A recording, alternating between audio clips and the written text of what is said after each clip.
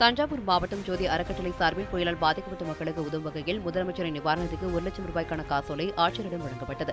Michaung புயல் காரணமாக உடைமைகளை இழந்து மக்கள் தவித்து வரும் நிலையில் முதலமைச்சரின் பொது நிவாரண நிதி மூலம் பலரும் உதவி வருகின்றனர். இந்நிலையில் 1 லட்சம் ரூபாய்க்கான காசோலையை மாவட்ட ஆட்சியர் தீபக் ஜேக்கப்பிடம் ஜோதி அறக்கட்டளையின் செயலாளர் பிரபு ராஜ்குமார், மேலாளர் ஞானசுந்தரி மற்றும் நிர்வாகி கல்யாணம் சுந்தரம் ஆகியோர் வழங்கினர். மிக்ஜாம் புயலானது சென்னை, திருவள்ளூர், காஞ்சிபுரம், செங்கல்பட்டு ஆகிய மாவட்டங்களில் பெரும் சேதத்தை ஏற்படுத்தியுள்ளது.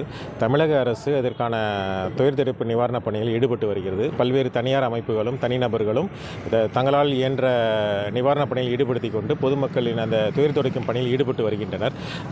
தமிழக முதல்வர் அவர்கள் தங்களது 1 மாத சம்பளத்தை முதலமைச்சர் நிவாரண நிதிக்கு வழங்கியுள்ளார். மேலும் பல்வேறு